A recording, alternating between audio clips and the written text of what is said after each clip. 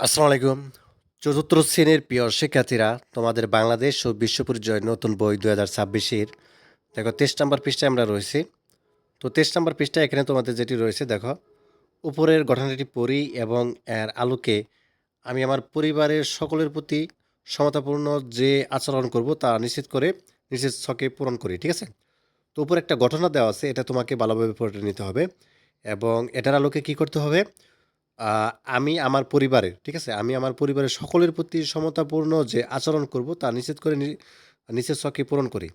এখানে একটা ঘটনা দেওয়া আছে, যেমন আকমল সাহেব ও মরিয়ম বেগমের ২ সন্তান সৌরভ ও সাবিহা। মা-বাবার মতামত ও আদর্শে নিরাপদে তারা বেড়ে উঠেছে। বাবা-মা তাদের পুত্র কন্যার বিষয়ে অর্থাৎ সমান সচেতন।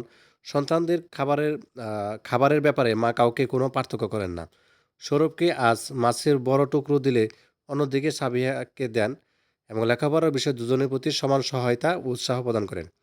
আচ্ছা, বিষয়টি হচ্ছে যে তাদের যে আকমল এবং মরিয়ম বেগমের যে পরিবারটা রয়েছে, এখানে ২ জন সন্তান রয়েছে। ১ জন ছেলে, ১ জন মেয়ে, তাই না? দুজনকে সমান অধিকার দিচ্ছে, সমানভাবে হচ্ছে পড়াশোনা বা হচ্ছে খাওয়া-দাওয়া সবকিছুই তাদেরকে সমানভাবে দিচ্ছে। পোশাক পরিচ্ছদ থেকে শুরু করে।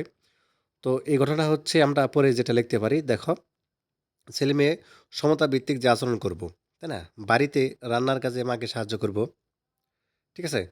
এবং ভাই-বোন মিলে ঘরের নানা কাজ একসাথে করব। তারপরে ৩ নাম্বার লিখতে পারো, যেকোনো বিষয়ে সিদ্ধান্ত নেওয়ার আগে পরিবারের সবার সাথে আলোচনা ও পরামর্শ করব।